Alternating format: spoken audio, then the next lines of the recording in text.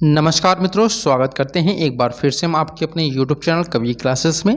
यह बहुत ज़्यादा यहाँ पे अभ्यर्थियों ने किसी भी हर एक वीडियो में आप लोग कमेंट कर रहे थे कि सर जो साइंस का सिलेबस उस पर एक वीडियो बना दीजिए। तो मैं यहाँ पे आप लोगों के लिए वीडियो बना कर लाया हूँ, तो वीडियो को एंड तक जरूर देखिएगा। बहुत ही इंपॉर्टेंट यहाँ पर मैं आप लोग को टॉपिक्स बताने वाला हूँ और ये टॉपिक्स मैं आप लोग को गारंटी देता हूँ कि 99% आप लोग अगर ये टॉपिक को कवर करते हैं, बिल्कुल सच्चे मन से अगर ये टॉपिक कवर करते हैं, तो मेरी गारंटी है कि आप लोग जो है वो 260 प्लस अपने मार्क्स को सिक्योर कर पाएंगे। ठीक है, ये मेरी गारंटी है कि 260 आप लोग यहाँ पे कंफर्म कर पाएंगे अगर ये 99% जो आप लोग को मैंने सिलेबस बताऊंगा वो कवर करते हैं तो। ठीक है, एक और चीज़ यहाँ पे बताना चाहूँगा कि बहुत सारे यहाँ पे अभ्यर्थी कंफ्यूज में है कि जो आप लोग का ये आप लोग का पेपर कोड है, क्योंकि आप लोग जब फॉर्म भर रहे हैं तो कोर्स कोड आप लोगों से पूछा जा रहा है, तो कोर्स कोड आप लोग का जो है वो 74 है।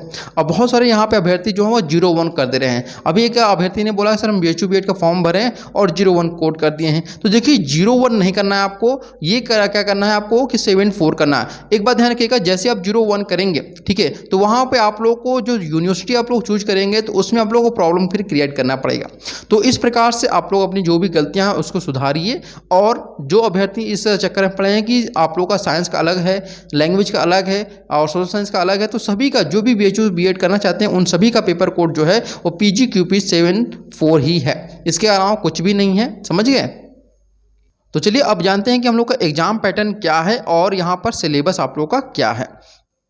सबसे पहले आपको मालूम होना चाहिए कि जो साइंस का सिलेबस आप लोग का है BHU B.Ed CUET PG के द्वारा जो BHU B.Ed है उसको 2 भागों में बांटा गया है। लेकिन 2 भागों से बांटने में पहले आपको बताना चाहेंगे इसमें टोटल जो क्वेश्चन पूछे जाते हैं वो 100 क्वेश्चन पूछे जाते हैं। ठीक है, और टोटल जो मार्क्स पूछे जाते हैं यानी कि टोटल जो मार्क्स होता है वह 400 का होता है। कैसे होता है? क्योंकि एक क्वेश्चन जो होता है वह 4 नंबर का होता है, यानी कि अगर हम बात करें 100 क्वेश्चन आपके हो गए, ठीक है, 100 क्वेश्चन आपके हो गए, तो अगर 4 नंबर का आपका है तो कितने मार्क्स हो जाएंगे? 400 हो गया ना। अब यहाँ देखिए 400 का टोटल मार्क्स है और टोटल क्वेश्चन कितने पूछे जाते हैं आपके यहाँ पर 100 क्वेश्चन पूछे जाते हैं। अब यहाँ बात करते हैं नेगेटिव मार्किंग है, तो ये आपका -1 नेगेटिव मार्किंग है। और टाइम की अगर बात करें तो 2 घंटे आप लोग को टाइम दिया जाता है कि 2 घंटे में आपको ये पेपर हल करना है। चलिए अब यहाँ आपको बताते हैं कि जो सिलेबस आप लोग का है उसे देखिए 2 भागों में डिवाइड कर दिया गया है। ठीक है, 2 भागों में डिवाइड किया गया है। पहला जो भाग है सेक्शन ए है, ठीक है, सेक्शन ए और सेक्शन बी। सेक्शन ए को हम लोग कंपलसरी करते हैं जिसमें आपके 25 क्वेश्चन पूछे जाएंगे, ठीक है, और सेक्शन बी में आपके 75 क्वेश्चन पूछे जाएंगे। इस प्रकार से आपके कुल टोटल कितने क्वेश्चन हो गए? 100 क्वेश्चन हो गए। अब देखिए सेक्शन ए में जो आपका 25 क्वेश्चन है कि 25 जो क्वेश्चन आप लोगों को पूछे जाएंगे वह कहाँ से पूछे जाएंगे और कौन से टॉपिक से? तो पहला टॉपिक आपका है लैंग्वेज कॉम्प्रिहेंशन, वर्बल एबिलिटी। वहीं अगर आप 01 कोड की तैयारी कर रहे हैं तो केवल और केवल आपको यही दोनों पूछा जाएगा। ठीक है, 01 अगर आप लोग तैयारी कर रहे हैं पेपर कोड की तो केवल लैंग्वेज कॉम्प्रिहेंशन और वर्बल एबिलिटी पूछा जाएगा। लेकिन अगर आप BHU B.Ed की भी तैयारी कर रहे हैं तो आपको GK भी पढ़ना होगा, मैथ भी पढ़ना होगा और क्वांटिटी एबिलिटी भी पूछा जाएगा। तो इस प्रकार से आप लोग का जो पेपर पैटर्न है कुछ हद तक तो सेम है 01 का और 74 का, लेकिन पूरी तरह से हम इसको सिलेबस को एक नहीं कर सकते हैं कि हाँ ये सेम है आप लोग का। और इसके साथ आपको बताना चाहेंगे कि इसका मैंने आप लोगों को डिटेल में सिलेबस बताया दिया है कि लैंग्वेज कॉम्प्रिहेंशन आपको क्या पढ़ना है, वर्बल एबिलिटी में क्या पढ़ना है, GK में क्या पढ़ना है, मैथ में क्या पढ़ना है या फिर क्वांटिटी एबिलिटी में क्या पढ़ना है। एकदम टॉपिक वाइज मैंने बताया हुआ है और उसका वीडियो जो है वह आप लोग को डिस्क्रिप्शन बॉक्स में मिलेगा, वहाँ से जाकर उसको देख सकते हैं।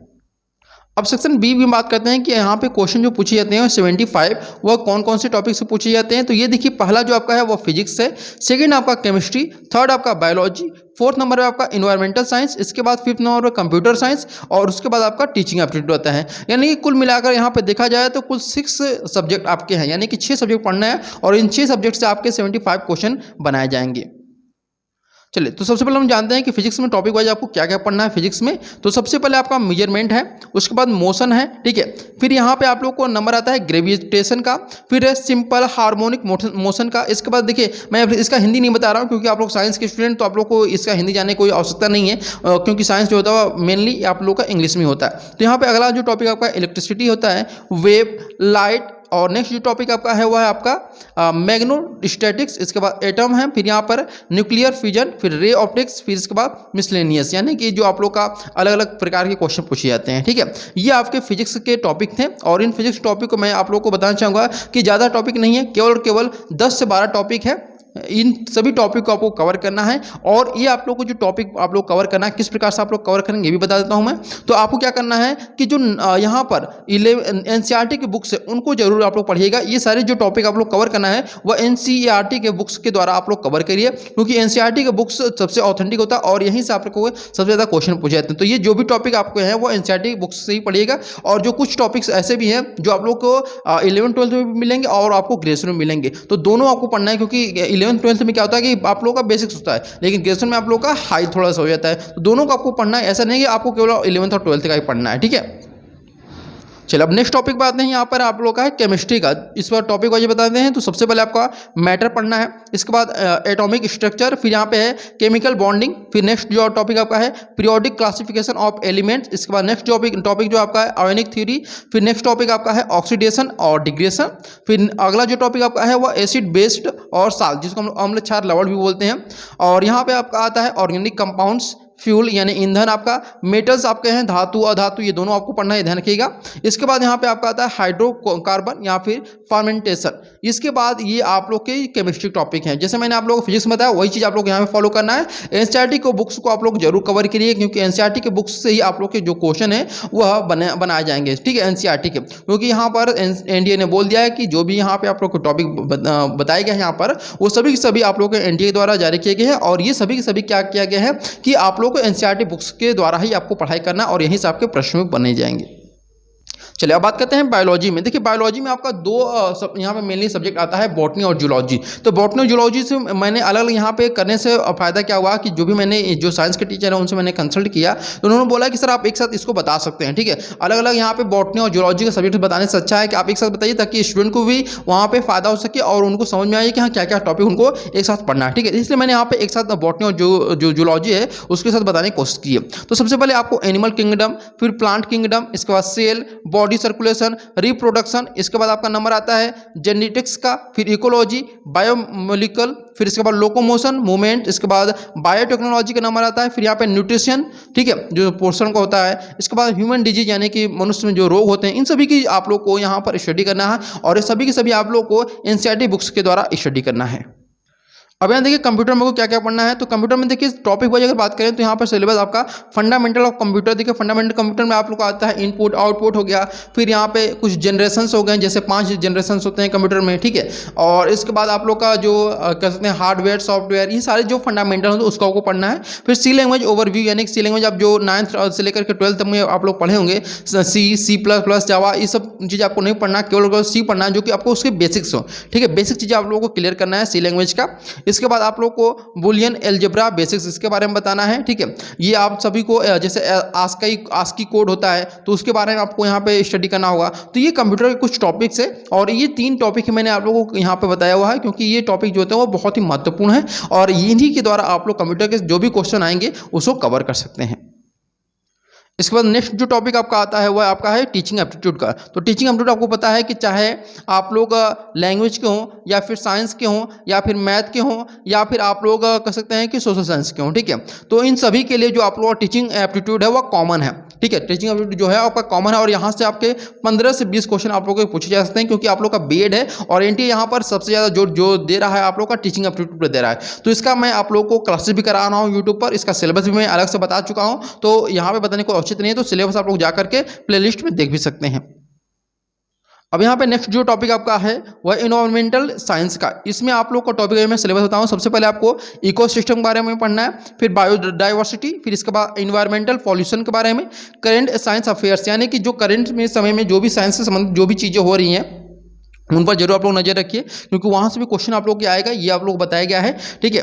और इसके बाद आपका ह्यूमन पॉल्यूशन, ये आपके मुख्यतः 5 ऐसे टॉपिक है जिनको आपको कवर करना है। और उसमें ज़्यादा जोर अगर बात करें तो आपको किस पर देना है, इकोसिस्टम पे और करंट साइंस अफेयर्स पे देना है, क्योंकि ये आपके जो 2 टॉपिक है ना ये सबसे ज़्यादा इंपॉर्टेंट इसमें है आपका इन्वायरमेंटल साइंस में, समझिए आप लोग। चलिए अब बात करते हैं आप लोगों की सीटें कितनी हैं। आप लोगों की बीएचयू बीएड में सीटें कितनी, इसके बारे में बात करते हैं। यहाँ पे सीटों की बात करने से पहले आपको बताना चाहेंगे कि जो आप लोगों का ड्यूरेशन वो 6 सेमेस्टर कर दिया गया है। तो 6 सेमेस्टर यानी कि 3 साल का आपका बीएड कर दिया गया है। तो क्या ये 3 साल का बीएड होगा आप लोग को 3 साल करना होगा या फिर 2 साल का, ठीक है, 2 या फिर 3 साल का बीएड होगा या नहीं होगा, कौन सा बीएड आपको करेंगे आप लोग, इसके बारे में मैंने एक वीडियो बनाया हुआ है, उस वीडियो को देखिए और वहाँ से आपका जो भी कन्फ्यूजन हो कि आपको 2 वर्ष का करना है या फिर 3 वर्ष का करना है, वो भी आप लोगों को कन्फ्यूजन दूर हो जाएगा। उसका लिंक भी मैं आप लोगों को डिस्क्रिप्शन बॉक्स में दे दूंगा। तो यहाँ आपको बताना चाहिए कि बीएचयू बीएड में जो साइंस की होती हैं वो 2 तरह की बीएड होती है। एक एनसीटी के द्वारा प्राप्त, जो कि जिसको हम लोग जनरल बीएड के नाम से जानते हैं, और एक आपका आरसीआई के द्वारा मान्यता प्राप्त, जिसको हम लोग क्या कहते हैं, स्पेशल बीएड के नाम से जानते हैं। तो जनरल बीएड और स्पेशल बीएड मैंने आप लोग को अंतर भी समझाया हुआ, उसका भी वीडियो आप लोग को डिस्क्रिप्शन बॉक्स में मिल जाएगा। आप लोग समझ लीजिए कि किस में आप लोग को फॉर्म भरना है, यहाँ पे जनरल में या फिर स्पेशल में। चलिए अब हम यहाँ पे सीट की बात करते हैं कि साइंस में कितनी सीटें हैं। तो मेन कैंपस में आपकी जो सीटें हैं वो 32 हैं, और यहाँ पे बीसीडब्ल्यू में 15 सीटें हैं, और एएमपीजी में भी 15 सीटें हैं, यानी कि 15, 15, 30 और 60, यानी कि 62 सीटें जो आपकी वो जनरल में हैं। ठीक है, किसमें है, जनरल में आप लोग की 62 सीटें हैं। वही बात करें कि आप लोग का स्पेशल बीएड जो आप लोग का है, ठीक है, स्पेशल बीएड में आपकी यहाँ पे 9 और यहाँ पर 9, यानी कि 18 जो सीटें हैं आप लोग की वो स्पेशल बीएड में है। और ये स्पेशल बीएड आपका अफिलिएट कॉलेज में नहीं चलाया जाता है, केवल यहाँ पर मेन कैंपस में ही आप लोग का जो यहाँ पे स्पेशल बीएड है वो चलाया जाता है। यानी कुल सीटें जो है यहाँ पे 18 सीटें स्पेशल बीएड में है। देखिए यहाँ पे जो फीस रखी गई है बीएड के लिए, नॉर्मल जो बीएड आपका जनरल बीएड है वो 3806 रुपये रखी गई है।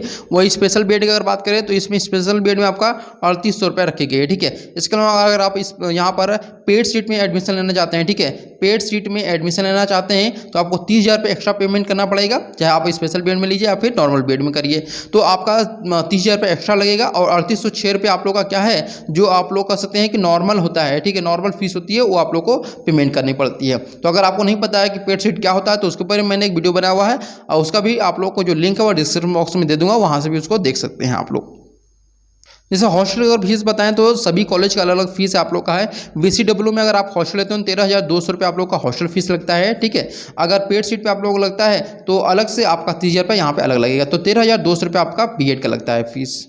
तो अभी जो मैंने बताया था आप लोग को यहाँ पर 3800 रुपये, वो किसका था आप लोग का, वो मेन कैंपस का फीस था। वहीं अगर हम वसंता कॉलेज में बीएड अगर आप करते हैं तो आप लोग कितना का लगेगा, 13,200 रुपये वसंता कॉलेज में लगेगा। वहीं अगर आप एएमपीजी में करती हैं तो आपको जो फीस पेमेंट करना पड़ेगा वह कितना करना पड़ेगा, 17,900 रुपये। तो ये अलग अलग जो कॉलेज है उनकी अलग अलग फीस स्ट्रक्चर है। ये केवल मैंने जो बताया आप लोग को वह फीस पेमेंट करना है आप लोग को। ठीक है, अब हॉस्टल के हम बताते हैं तो हॉस्टल में कितना पेमेंट करना पड़ेगा। देखिए हॉस्टल की जो फीस होती है वो अलग अलग होती है। किसी हॉस्टल में आप लोग का 5300 होता है, किसी में 1750 होता है। तो आप सभी का जो हॉस्टल होता है, जहाँ भी आप लोग हॉस्टल ले गए, जहाँ भी आप लोग का यहाँ पे कॉलेज होगा, उसका अलग अलग आप लोग का फीस स्ट्रक्चर होगा। ठीक है, तो उम्मीद करते हैं आप सभी को ये सारी चीज़ें समझ में आ चुकी हैं। अगर फिर भी कोई चीज़ नहीं समझ में तो आप लोग कमेंट करिएगा, आपके सभी कमेंट का जवाब दिया जाएगा। अगर आपको इसकी पीडीएफ चाहिए, ठीक है, तो आप लोग यहाँ पर इसकी पीडीएफ प्राप्त कर सकते हैं। हमारा जो टेलीग्राम ग्रुप है वो टेलीग्राम ग्रुप ज्वाइन कर लीजिए, आपको सारी पीडीएफ वहाँ पर मिल जाएगी। ठीक है, जो सिलेबस आप लोग को मैंने बताया उसका भी पीडीएफ आप लोग को टेलीग्राम पर अपलोड कर दिया जाएगा।